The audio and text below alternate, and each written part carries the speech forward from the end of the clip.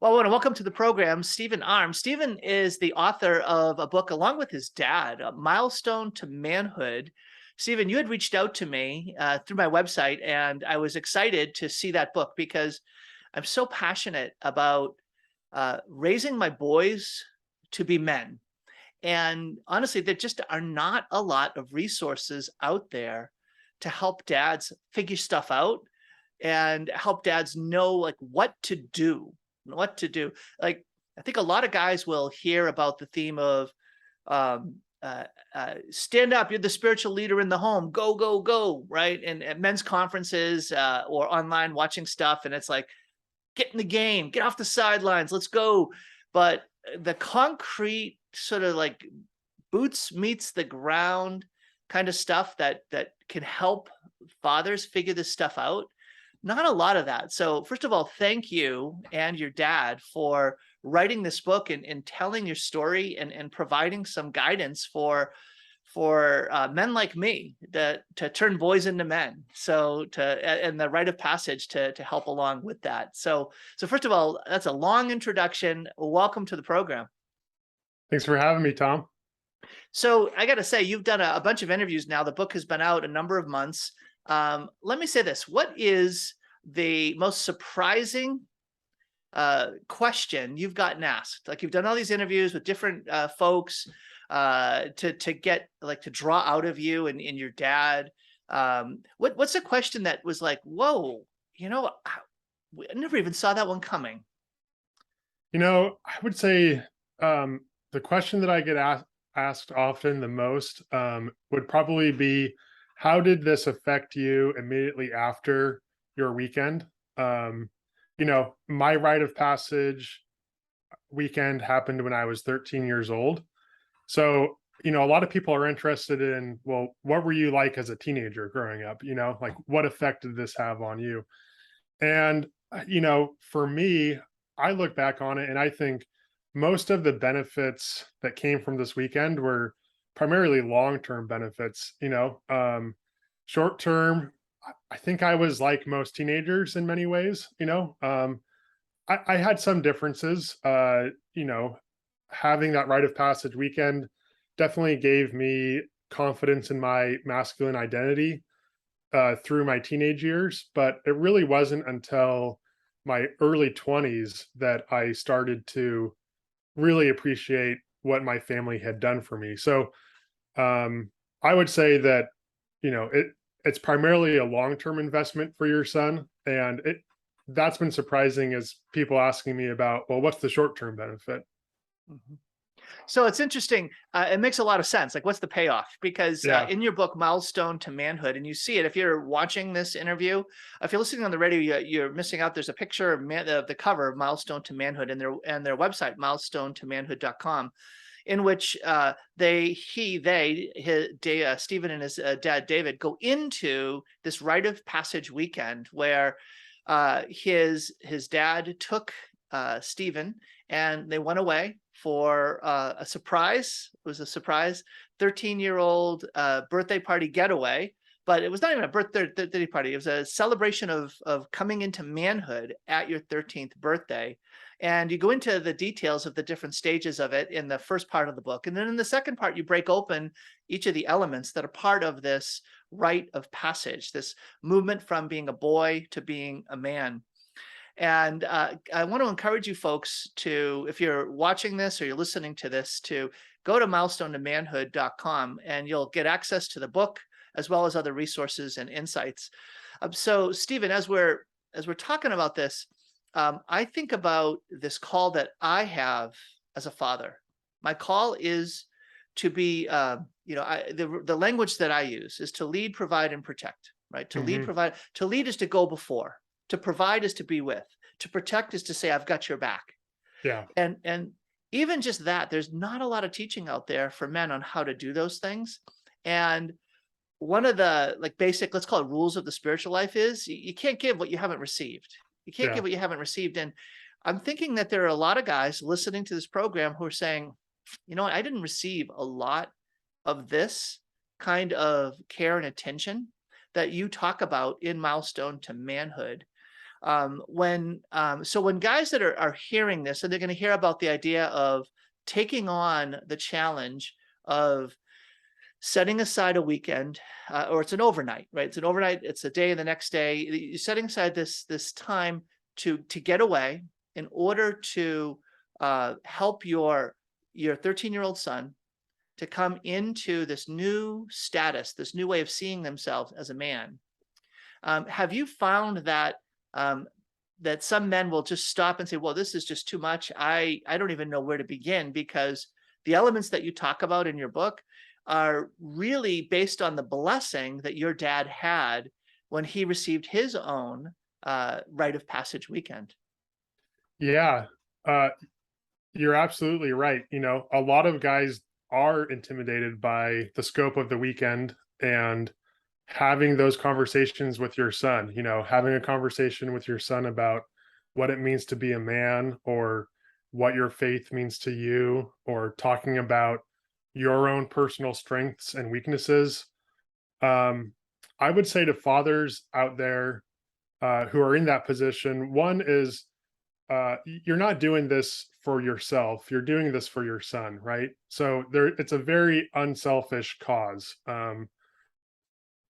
The second thing I would say is that you are going to bring in other men to help you in this endeavor. The weekend, it is the father and son, but it also includes the other male role models in a boy's life. So appropriate men might be grandfathers, uncles, older brothers, older cousins, godfather, absolutely. These are all men that you will bring into the weekend to help you. And so you can delegate certain tasks to them. So like, maybe grandpa leads the discussion about what it means to be a man. And then one of the uncles leads the discussion about scripture sharing. So you'll have other men supporting you in this. And I would Yeah, also say, you're right that a lot of men today have never been told by another man that you are a man. A lot of men today are not confident in their masculine identity. But, well, for one, I would like to take an opportunity during your show, Tom, to say, if you're a father out there listening, you have a 11, 12, 13-year-old son who you might want to throw a rite of passage for them, I would say you are a man already. Whether someone's told you that or not, you are a man. And the second thing I'll say is that, my father, when he started this, he did not have a father. He did not grow up with a father figure in the house. My grandfather um, separated from my grandmother and moved to Mexico for more affordable healthcare down there. So my dad grew up really not having a father figure in the house, and so that's why it was so important for him to organize one of these rites of passage weekends for all of his sons, because he wanted to be the father that he never had. So if that is a similar story to any of your listeners out there, let that be your motivation. Maybe you haven't ever been told that you're a man, or you've never been affirmed in your masculine identity. Let that be your motivation to give that to your son, so that his story is not the same as yours. yeah, that's a great point, Stephen. I remember one time I was talking with, I've got two brothers. I was talking with my older brother, and we were just together at the family, and we started to talk about what was your favorite memory growing up with dad. So my dad is 89, and what was your favorite memory growing up with dad? And he said it was when we would be in the backyard playing catch with the baseball, throwing the baseball back and forth. Mm. And my jaw dropped, because I said, that was mine too. Uh-huh. That was mine too. Now, Stephen, what you don't know is that uh, that happened once. Wow. There was only one time in the entirety of my growing up Uh-huh. where my dad took the moment to throw the ball and play catch with me. And even as we're sitting here talking about it, I have the memory of my dad throwing the fastball, and it hurt my hand. Yeah. And I loved that, because it was like, I was experiencing my dad's strength Yeah. by his ability to throw the ball hard, and I caught it. And the fact that I was throwing the ball back to my dad and he was like affirming me by catching and saying, whoa. And then he threw a curveball to me and I'm like, whoa. And it was like, my dad's got skill. Right. And Yeah. so my dad was sort of revealing something about who he was to me by playing catch with me. Now, I want you to hear it again out loud. This was the most memorable, striking occurrence of my remembrance of my dad growing up, and it happened once. It Uh-huh. happened once when I was probably 10, 11, 12 years old. Uh, and fathers, I mean, just to hear that, like, I don't think we dads have any idea the impact we have on our kids by how we relate to them. When we came apart from the busyness of the household that he was leading, he came apart from the crazy busy work life that he had, and he said, I'm going to take time set apart to be with you, to just celebrate just that he doesn't even know how to talk like that. He would never have talked about it like that or thought about it like that. He just did it, Yeah. and it was so impactful. Yeah, absolutely. Yeah, the role of father, is really irreplaceable. Definitely it's under attack today. There's no doubt about that. If you just look at the statistics about the number of fatherless households in America, it's been steadily rising since the 1960s. Fatherhood is absolutely under attack, but you're right in that, the role of father, no one else, no other man, Tom, could have impacted you by throwing a baseball in the same way that your dad did. It meant so much to you to throw that ball with him. So much was going through your mind about relating to your father as a man just by throwing a baseball with him. No other human in the world could affect you in the way that your dad affected you just by throwing a baseball. Well, let me give you the converse. There was I can remember one time where he came out to play basketball with us. He had built a small, like just slab of cement, and put up a basketball hoop. And so we kids were out there all the time using the yard and, playing sports or whatever. And one time we were playing 2-on-2 basketball. It was myself, one of my brothers, the neighbor dad, and my dad. Uh-huh. And I was on the same team as my dad. And I so wanted to get my dad's like cheering me on and celebrating and all of that, that I started to hog the ball. Like I would Uh-huh. shoot and I would score.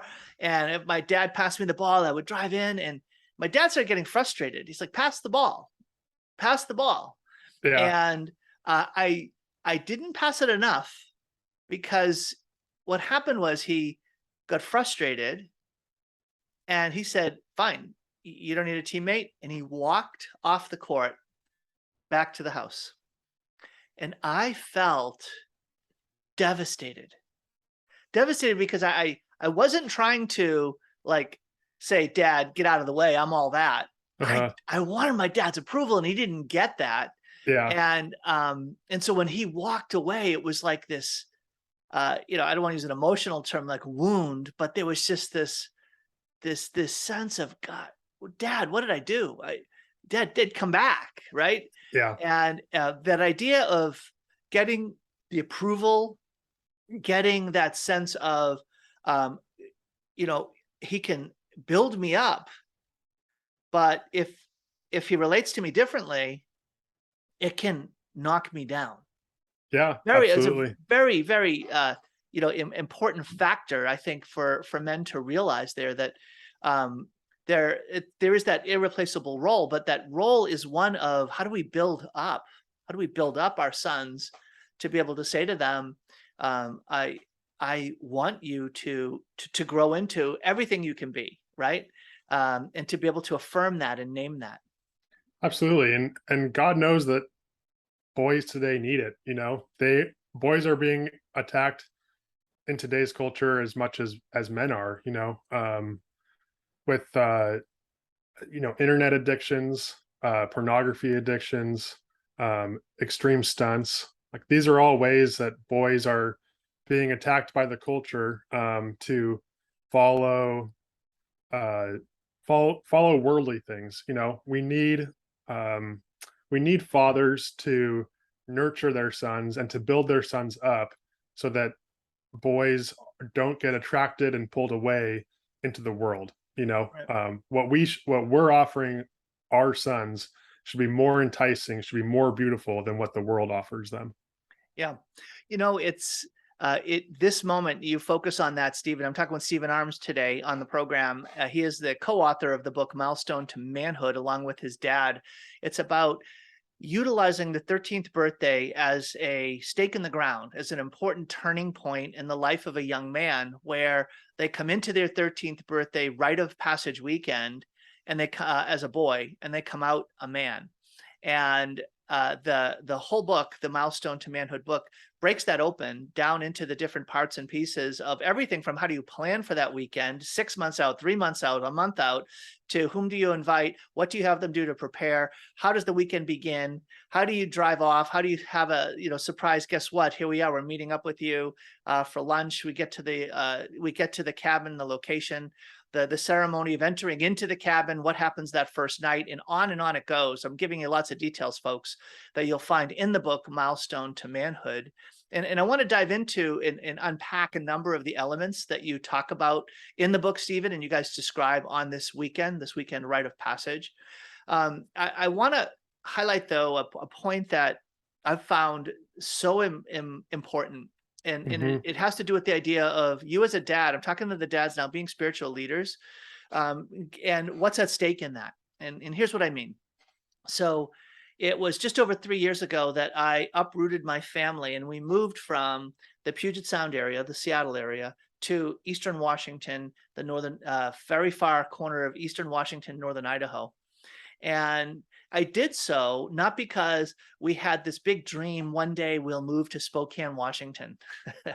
uh, it's it wasn't the ideal. It wasn't the goal that we had for our lives. It was as a result of the call that my wife and I have to raise our kids in such a way that they'll discover their identity in Christ as Catholic Christian disciples, and they'll sense that call to become a saint, and that they'll discern as they live out that relationship with Christ as Catholics to discover and to live out their God-given mission. We're called to be saints who fulfill our God-given mission. And that was under attack in such horrific ways that that so many weren't even realizing. But as parents have come to recognize the challenge they have in facing the toxic effects that are coming against their teens, and I encourage them, take action, uproot if you need to, find a refuge. Like Joseph took the Holy Family to Egypt. You have to find a refuge for your family. The number one reason why families don't make the move, it's not because of a job, it's not because of a family, like a family situation where they can't move. Those are impactful. The number one reason is my teenager won't let me. Now, I want you to ponder that for a minute. My teenager won't let me. That might be a hard thing for you to kind of grasp, but this sense of the father not wanting to introduce a kind of suffering into their kids' lives is going to be so disturbing for them to uproot them in their early high school years from their friends and from the school they're in. I can't do that to them. And as a result, their kids remain in a toxic swamp that is impacting them, sowing seeds into their lives that are so destructive. And I got to tell you, that's a sadness for me that we men, husbands, fathers, are called to do difficult things, courageous things, if we are going to, in fact, lead, provide, and protect our families in this moment. And so if we can utilize in our toolkit of being a father, a rite of passage to help our soon-to-be teen, soon-to-be 13-year-old, to be able to come apart and be able to have spoken into them in this engaging way over the course of their 13th birthday, a weekend around that time, a ritual that leads them to hear the recognition you're called to be a man. You are a man. You're a godly man. And as a result of that, you're going to be asked to pick up your cross and you're going to up your game now as a result of that. So, threw a lot at you there, Stephen, but you can see I'm really passionate about this. Absolutely. You hit the nail on the head. I mean, it sounds like what you described as teenagers leading the family instead of fathers leading the family, and that's not the way that God designed the family to be. You're right that the rite of passage weekend is a tool in the tool belt to be used on or around a boy's 13th birthday. It's not a cure-all, just because you hold a rite of passage for your son does not mean that you have license to just step away at that point and say, well, everything is on you. You still have to be that example of a godly, holy man in his life. That is step one. Step one is, as the father figure, you need to emulate God the Father in heaven, right? Your son is going to look to you as an example of what God the Father in heaven is like. So step one is you have to be that godly example of a godly man in your son's life. There's no getting around that. A rite of passage weekend on a boy's 13th birthday, that's maybe step two or step three. That's a more advanced technique, but we can't get away from the fundamentals. And the fundamentals is you have to be an example of a godly man for your son. Well, and it's ready or not, the world is coming against you, right? So it's Exodus 17, Moses and Joshua leading God's people through the desert, and then it said the Amalekites came and waged war against the Israelites. It wasn't that Moses and Joshua like, let's find someone and pick a fight. It was, no, the battle came to them. Yeah. And Yeah. and ready or not, here it comes. So we're in the midst of the battle. And the question is, what are we going to do about it? Today I'm talking with Stephen Arms, and he's describing the rite of passage weekend that is connected to a 13th birthday in the life of a young man, your son. In his book, Milestone to Manhood, he co-authored with his dad, David Arms. You can get the book on Amazon.com. Again, if you're watching this online, you have a chance to see the connecting point here on Amazon.com, Milestone to Manhood. But again, you go to milestonetomanhood.com where you can learn a lot more about this weekend and figure out how and what version of the book you'd want to get, a digital version if you want to get the book to put in your hands, and to explore the concept of that weekend yourself. Stephen, when I think about the elements of this, one of the things that you guys bring up in the book, Milestone to Manhood, is the story of Jesus as a 12-year-old. Yeah. And everyone knows it. It's the finding of Jesus in the temple. And yet that, in a certain way, you guys map out as a kind of rite of passage for Jesus. Yeah. Would you talk about that?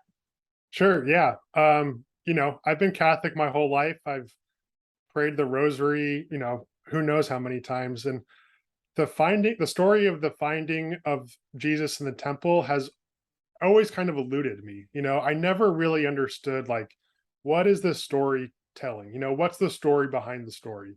I never really understood the finding of Jesus in the temple. And in researching this book and writing this book, I found out that the story of finding Jesus in the temple was the moment in his life that Christ made the leap from boyhood to manhood.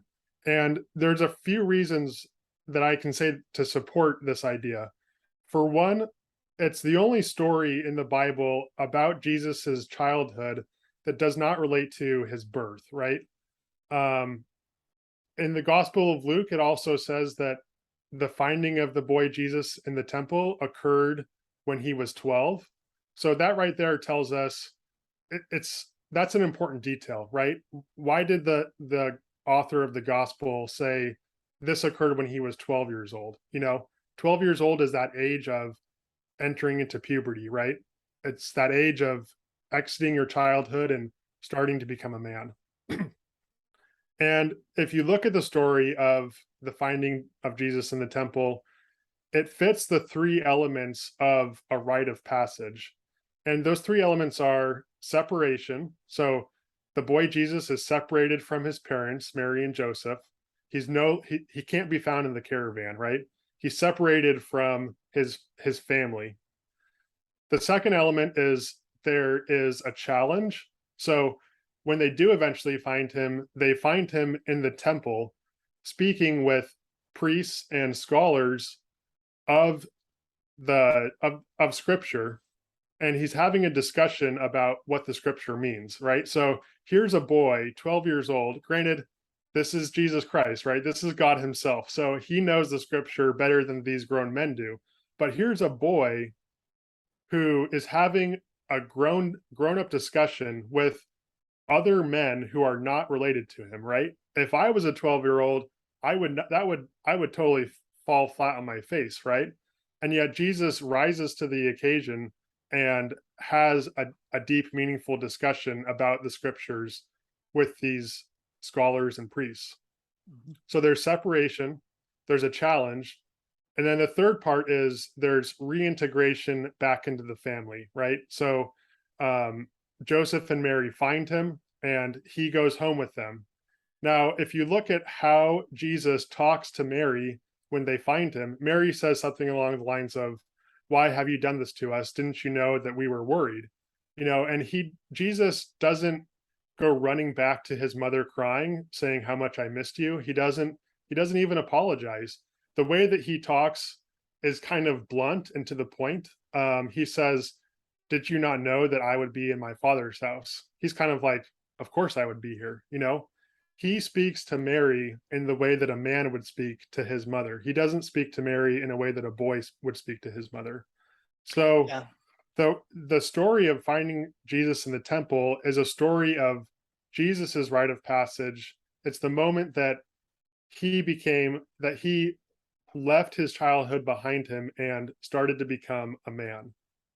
And Stephen, one of the elements there that I think is pretty cool that also it kind of explains how could Joseph and Mary, the mother of God and Saint Joseph, walk away from Jerusalem with their caravan for a whole day without knowing that Jesus was there.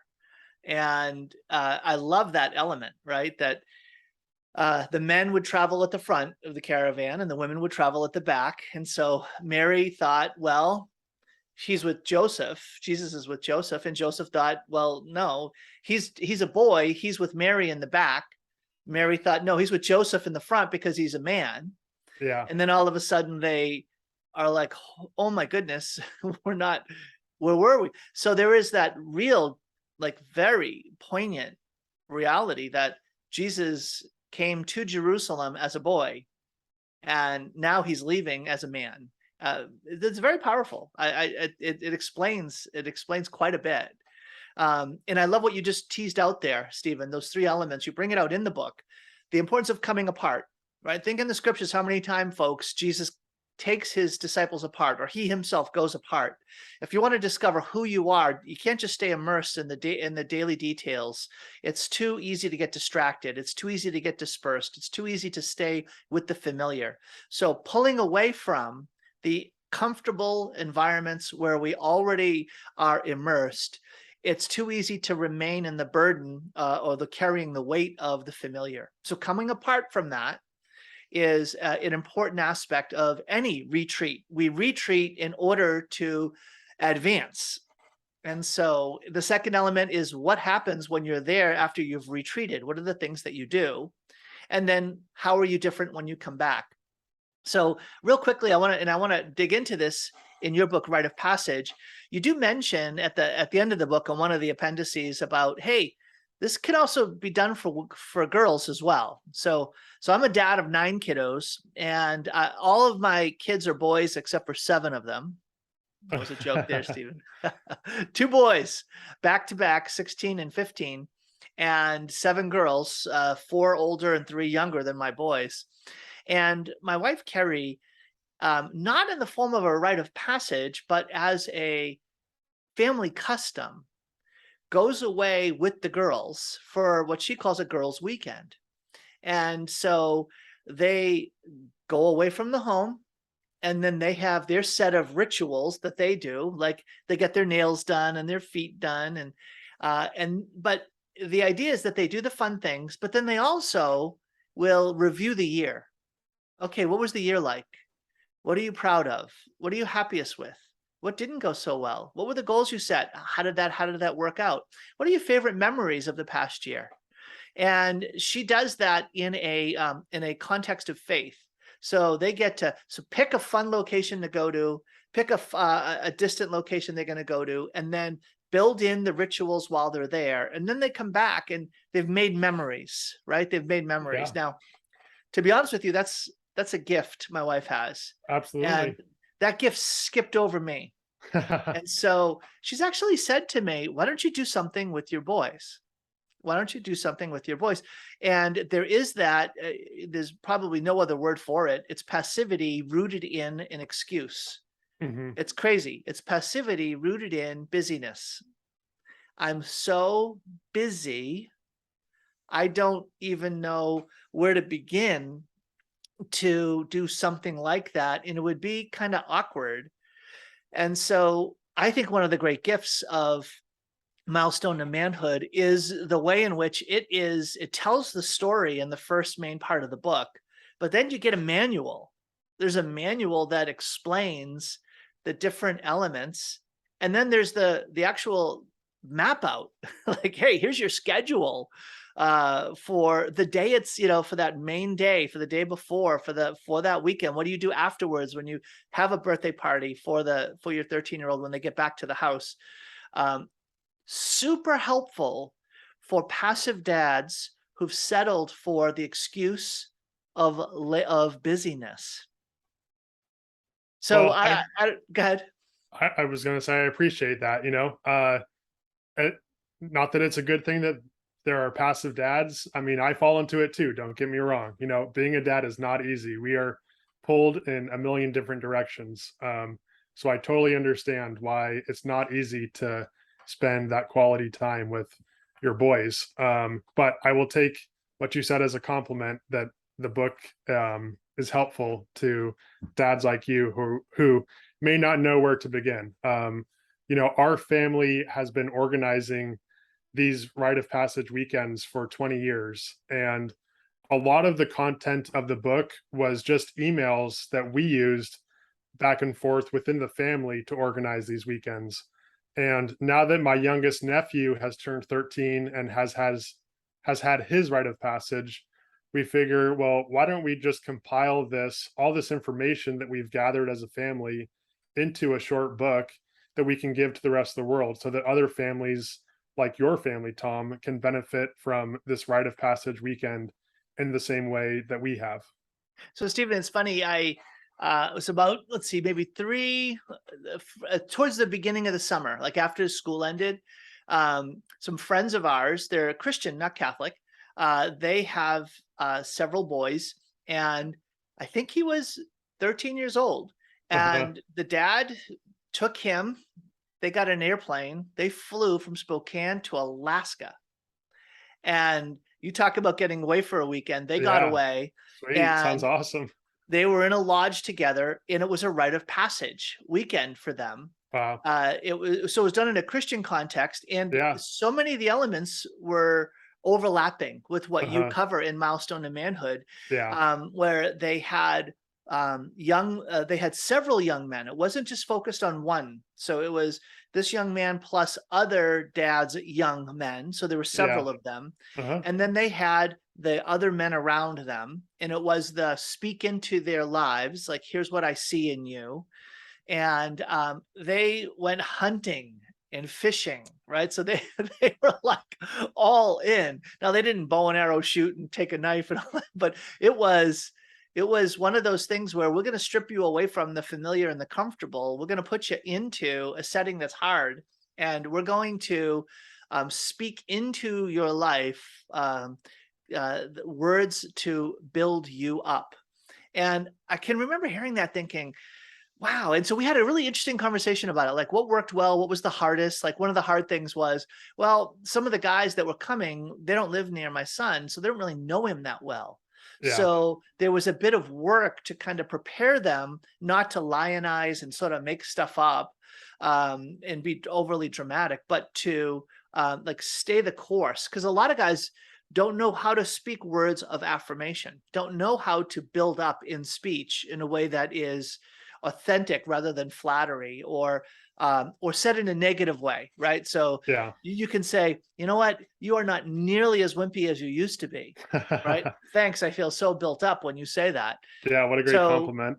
right, so that sort of backwards compliment, and so that even just the idea of learning how to affirm can be a very powerful thing. That's one of the key elements in your rite of passage weekend for the 13-year-old.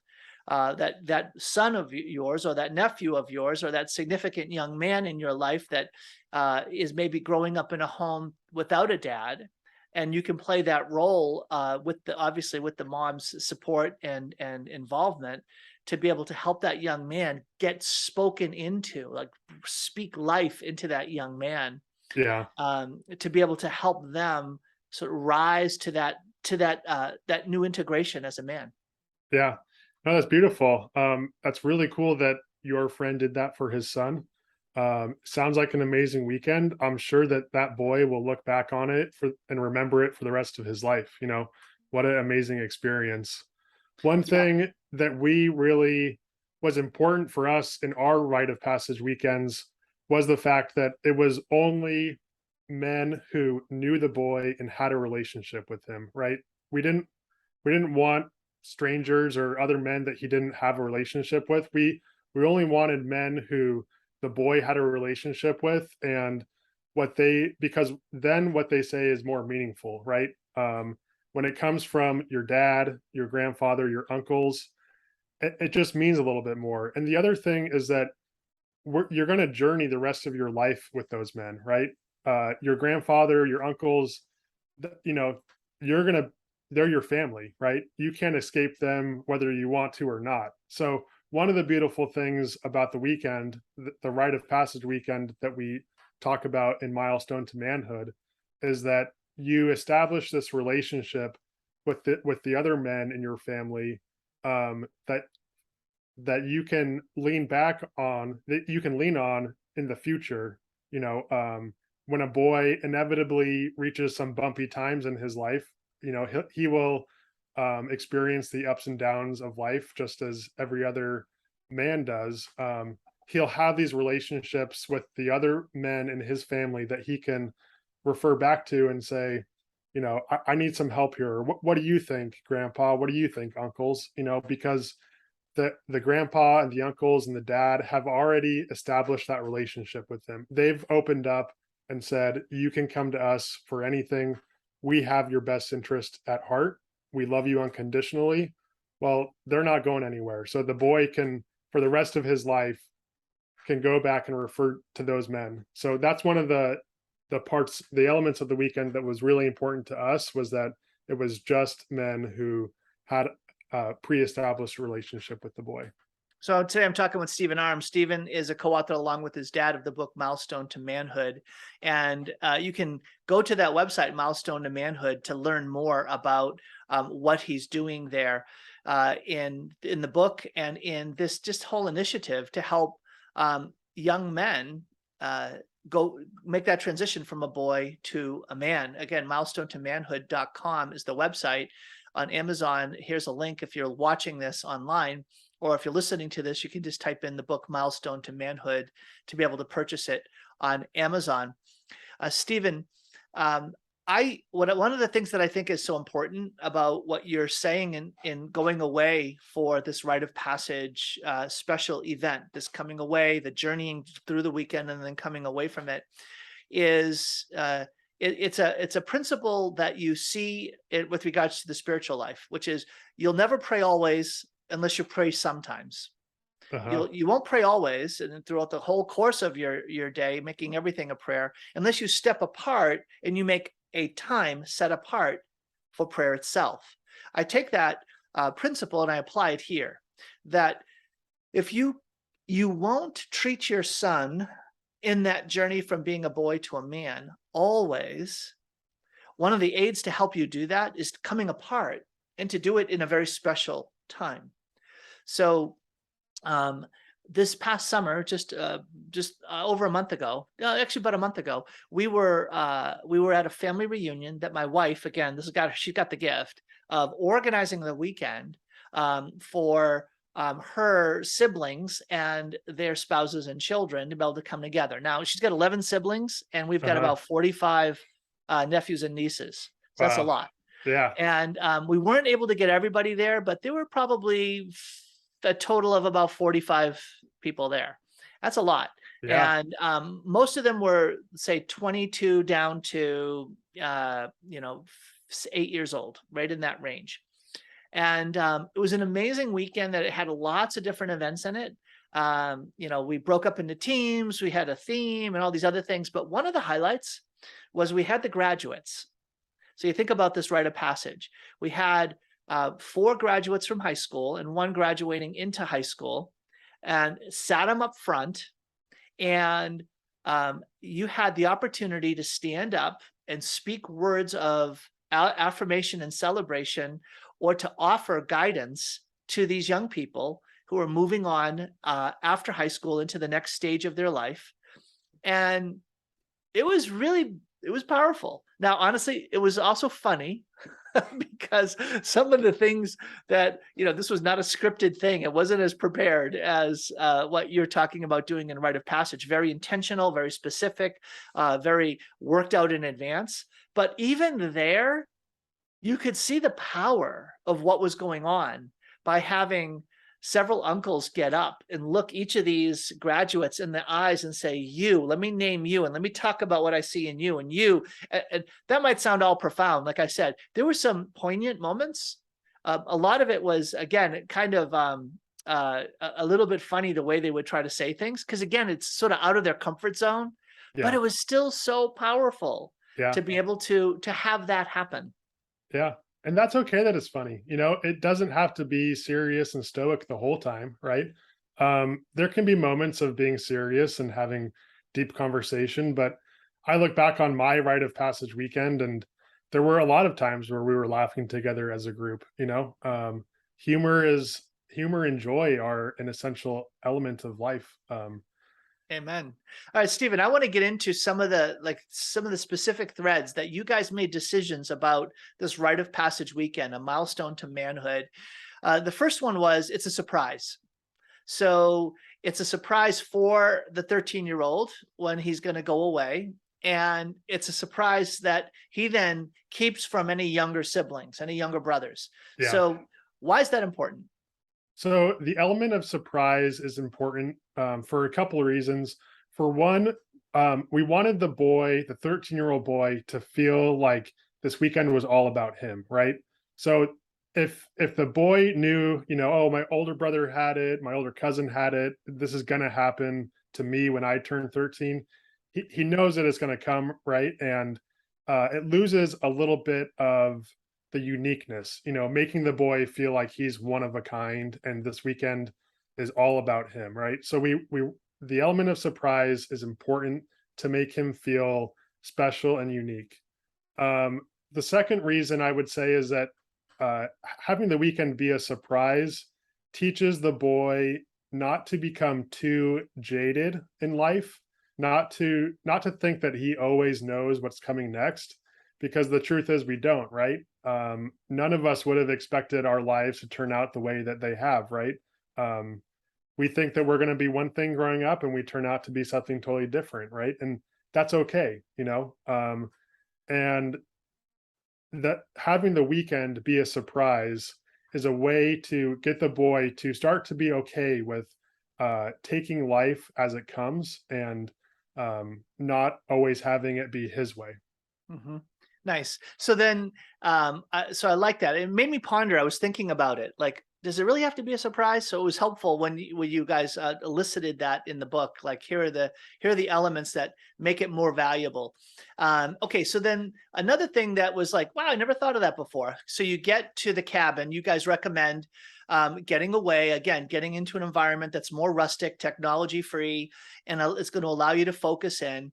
You get to the cabin, and everyone stays outside, Uh-huh. and then there's that like intentional decision to say, we are going to go into the cabin and we're not coming out. So Yeah. we're going in, and then now we're going to welcome you in to that cabin. Who came up with that? First of all, it was like, again, really, it was just one of those surprising elements of this rite of passage weekend that made me say, wow, this is something that's thought through. And this idea of, oh, it's not just a typical like vacation away at the cabin. No, Yeah. there's something ritualized that was going on here. Yeah. I would say that my grandfather came up with it. He's no longer with us. He passed away in 2016. So I wish I could have that conversation and say, how did you come up with that idea? I'm sure he would have given us an amazing answer. Um, to talk, so the entrance ceremony is what you're referring to, and one of the reasons why we had an entrance ceremony is because if we look at other rite of passages, they all have entrance ceremonies. So, like a graduation, when you graduate high school, a graduation ceremony is a rite of passage. You're finishing high school and you're entering into college or your vocation or whatever you have next. The purpose of the graduation ceremony is to give a boy or a girl the emotional closure that high school is ending and that a new chapter of their life is beginning. The same thing for a wedding ceremony, right? It's a wedding, a marriage is a sacrament, absolutely. So it's more than a rite of passage. But a wedding ceremony is also a rite of passage in that your single life is ending and your married life is beginning. And the marriage ceremony is designed to help you emotionally make that leap from your your single life is ending and your married life is beginning. All of those, almost every example of a rite of passage has this entrance ceremony aspect of it, right? Mhm. The walking up of the aisle. And so we included a an entrance ceremony in our rite of passage weekend as well. And it's a little bit more rustic, right? It's only men there. You are away for a weekend with no technology. So it doesn't look like a wedding entrance ceremony. It doesn't look like a graduation entrance ceremony, but there there is, a clear beginning of the weekend. And like you said, one of the aspects is that once you enter the cabin, you never leave it. And that speaks to the fact that, like, why are we here? We're not here for long walks on the beach or to have a fishing trip with the boys. There's time, there's time and a place for that, right? Those are not bad things, but the purpose of the weekend is to initiate a boy into manhood. So it would be inappropriate for someone to leave and go on a hike during the weekend because that's not why you're there. You're there to focus on the boy. It's Stephen Arms talking with me today on the program about his book that he co-authored along with his dad, Milestone to Manhood. And in this book, they go in great detail into a rite of passage weekend for a 13-year-old.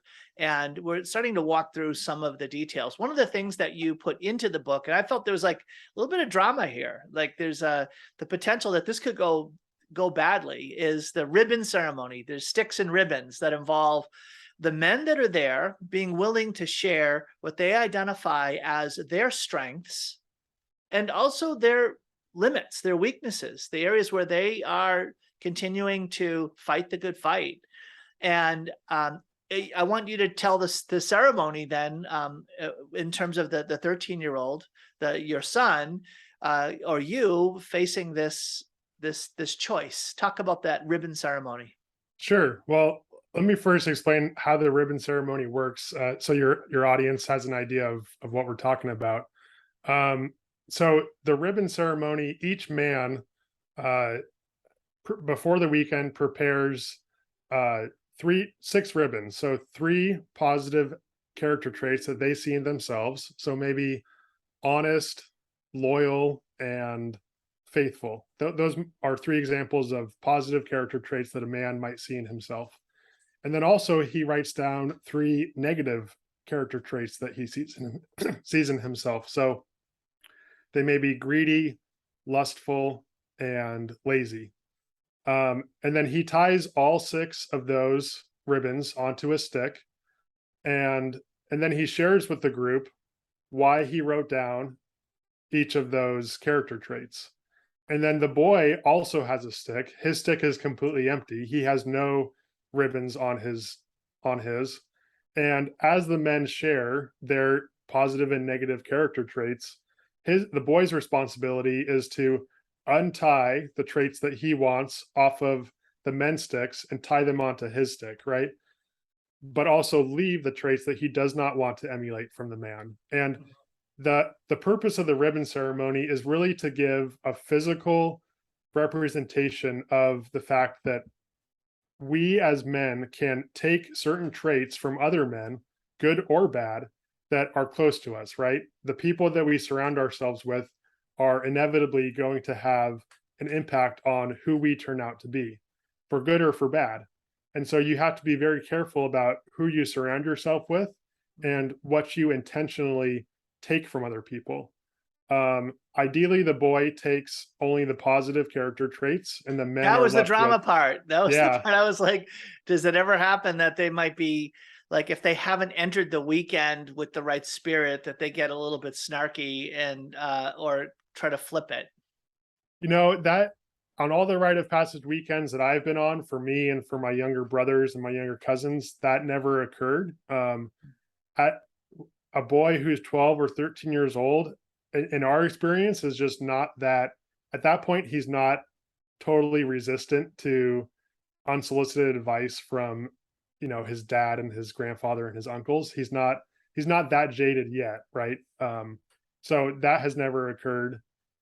I mean, certainly there's a risk there. It has occurred where a boy doesn't fully grasp what's being shared with him, and so he does take a negative character trait from a man, but Not you really get the getting sense it. that it's always unintentional. It's Yeah. because he didn't understand. It wasn't that he intentionally did it. And Mhm. for that reason, we kind of just let him take it, and looking back in the future, I'm sure that he would think, well, why did I take that? And but we let him come to terms with that himself.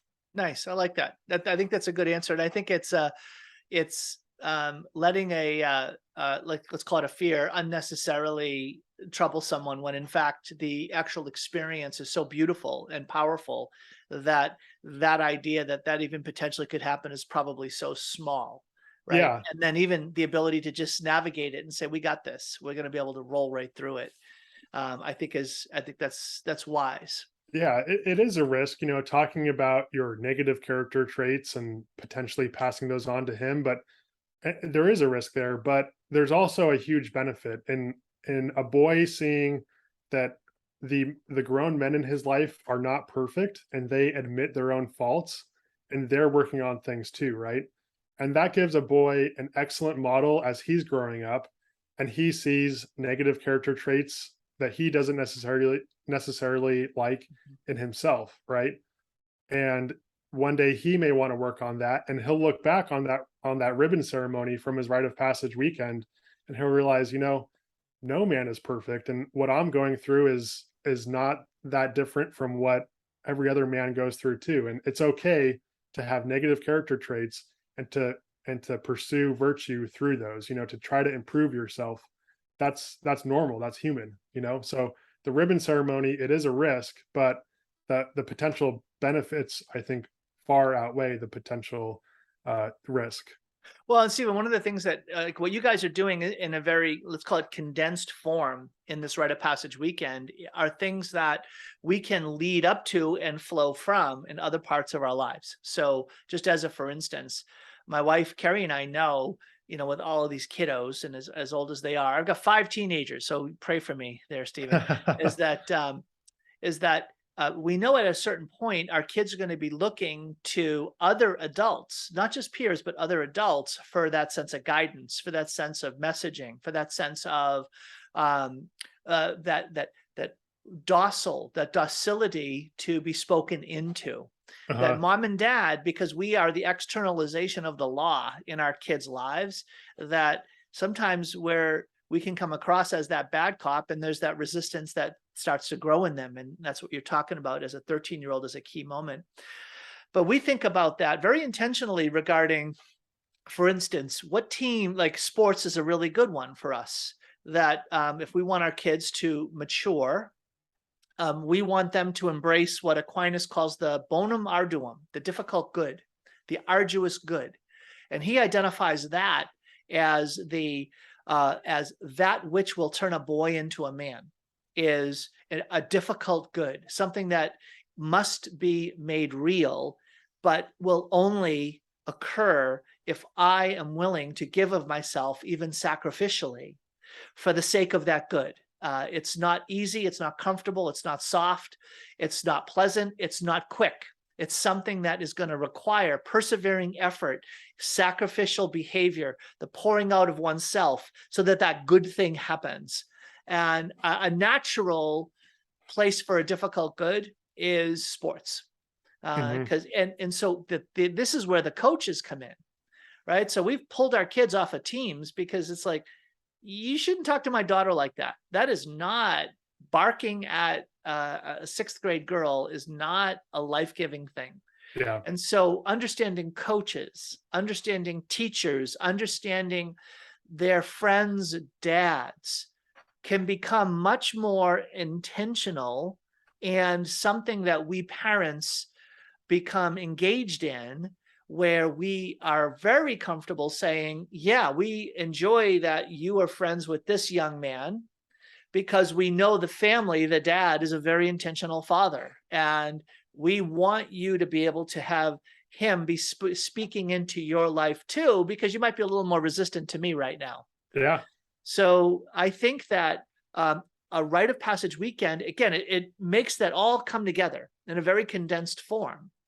That's something that the kids, if they're experiencing that leading into a weekend, or if and then flowing from that weekend, they're a bit more open to that because of what happens on that weekend, of having men speak into their lives, speak authentically and honestly, but in a way that's going to build that young man up.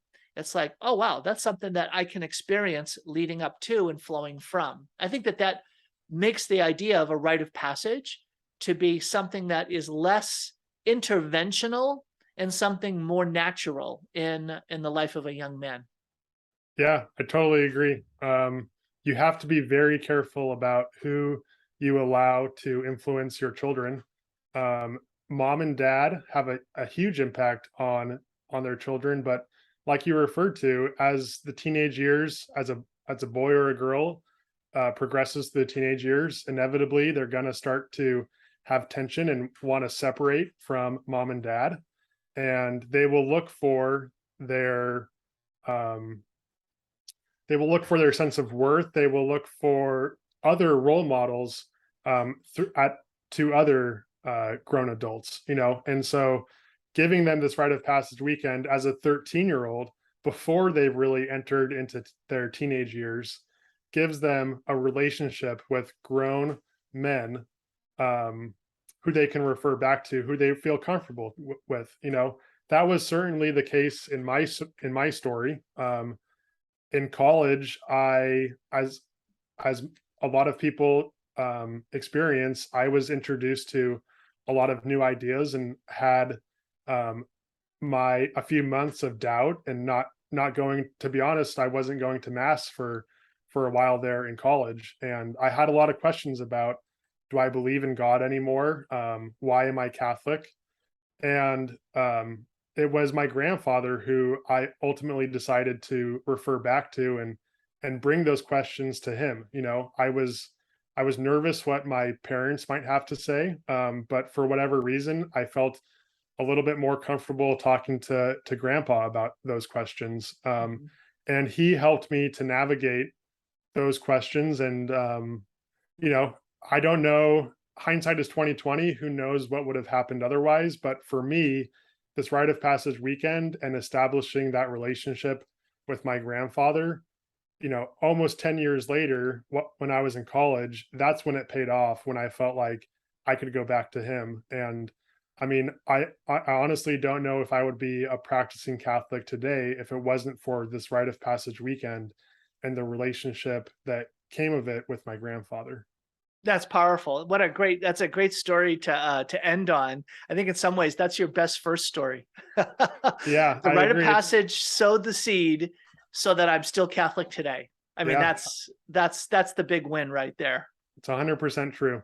Yeah, that's amazing. Well, that's Stephen Arms joining me today on the program. Stephen, I really appreciate you giving so honestly and openly and sharing about this milestone to manhood, this book, and that provides a beautiful layout of a program for you to bring your 13-year-old, and if your son's not 13, do it when you can. Do it as you can. If you're like, oh, I missed the moment. He's 14, he's 15, he's 16.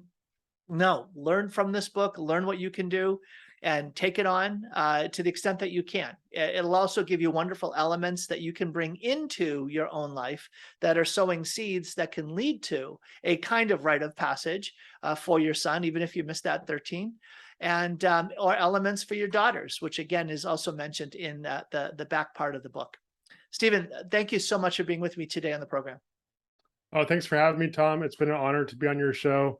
And I just want to say, at the very end of all this, thank you for what you're doing. Thank you for being the father that you are to your children and the husband that you are to your wife.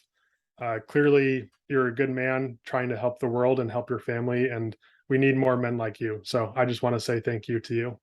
Now, Stephen, you should have led with that. I mean, come on, that was like right at the beginning. You're saving the best. I'm just teasing. Thank you. I really appreciate that, Stephen. Yes, Thank you. we are battling this fight, fighting the good fight.